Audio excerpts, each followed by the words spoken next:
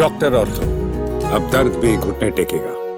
अंतर्राष्ट्रीय कूटनीति के गलियारों से आई युद्ध विराम की खबर ने वैश्विक अर्थव्यवस्था समेत भारत के लिए संजीवनी का काम किया है। अमेरिका और ईरान के बीच 14 दिनों के सीज फायर का ऐलान हो चुका है। ये सहमति केवल दो देशों के बीच की संधि नहीं है, बल्कि उस होमरोज स्ट्रेट के लिए एक जीवन दान है जिसे दुनिया की ऊर्जा का रग माना जाता है।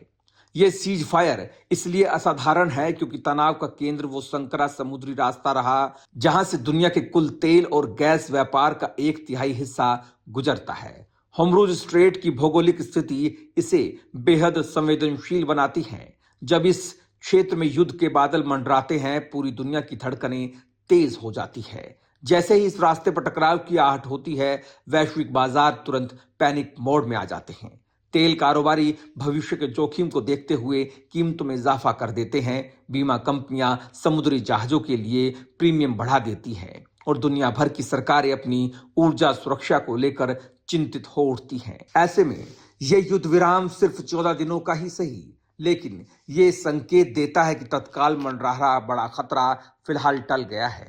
इसका सीधा असर अंतर्राष्ट्रीय बाजार में तेल की कीमतों के गिरने और एशियाई बाजारों में शुरुआती तेजी के रूप में देखा गया। भारत के लिए सीज फायर का असर किसी चमत्कार से कम नहीं रहा। जैसे ही बाजार खुले, निवेशकों ने इस खबर का दिल खोलकर स्वागत किया। मार्केट ने सीज फायर को एक तरह से सलाम किया और शुरुआती कारोबार में ही जबरदस्त उछाल देखने को मिला। आंकड़ों के मुताबिक कुछ ही घंटों के भीतर निवेशकों ने करीब 14 लाख करोड़ रुपए की कमाई कर ये भारी भरकम राशि इस बात का प्रमाण है कि भारतीय अर्थव्यवस्था के लिए पश्चिम एशिया की स्थिरता कितनी मायने रखती है। निवेशकों का भरोसा लौट आया है और बाजार को उम्मीद है कि अगर ये शांति बनी रही तो विकास की रफ्तार और तेज होगी। भारत अपनी ऊर्जा जरूरतों का लगभग 80 से 85% हिस्सा आयात के जरिए पूरा करता है। ऐसे में अंतर्राष्ट्रीय स्तर पर कच्चे तेल की कीमतों में होने वाली कोई भी हलचल सीधे भारतीय आम आदमी की जेब पर असर डालती है। युद्ध की स्थिति में तेल की आपूर्ति बाधित होती है और कीमतें आसमान छूने लगती हैं। सीज फायर से बाजार शांत हुआ है, जिससे पेट्रोल डीजल की कीमतों पर दबाव कम होगा। तेल आयात की लागत कम होने से भारत का व्यापार घाटा कम होगा, जिसका सीधा सकारात्मक असर भारतीय रुपए की वैल्यू पर पड़ेगा। जब ईंधन सस्ता होता है तो माल ढुलाई की लागत घटती है, जिससे दैनिक उपभोग की वस्तुओं की कीमतें स्थिर होती हैं। निवेश की दुनिया में एक पुरानी कहावत है कि सोना संकट का साथी है। जब युद्ध या अनिश्चितता बढ़ती है तो लोग सुरक्षित निवेश के लिए सोने की ओर भागते हैं, जिससे इसकी कीमतें बढ़ती हैं।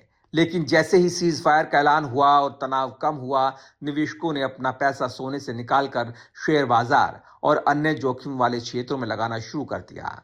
इसके परिणाम स्वरूप सोने की कीमतों में कुछ नरमी देखी गई, जो आभूषण खरीदारों के लिए राहत की खबर हो सकती है। इस पूरे संघर्ष के दौरान भारत की संतुलित कूटनीति एक बार फिर सफल साबित हुई। ईरान ने युद्ध के समय भी भारत के लिए होमरुज स्ट्रेट को खुला रखा था, जो दोनों देशों के बेहतर संबंधों को दर्शाता है। हालांकि युद्ध की वजह से कई भारतीय जहाज वहां फंस गए थे। सीज फायर के बाद ईरान ने इस रास्ते को पूरी तरह खोलने का ऐलान किया है, जिससे भारतीय जहाजों की आवाजाही सुगम हो सकेगी। इसके अलावा खाड़ी देशों में लाखों भारतीय काम करते हैं।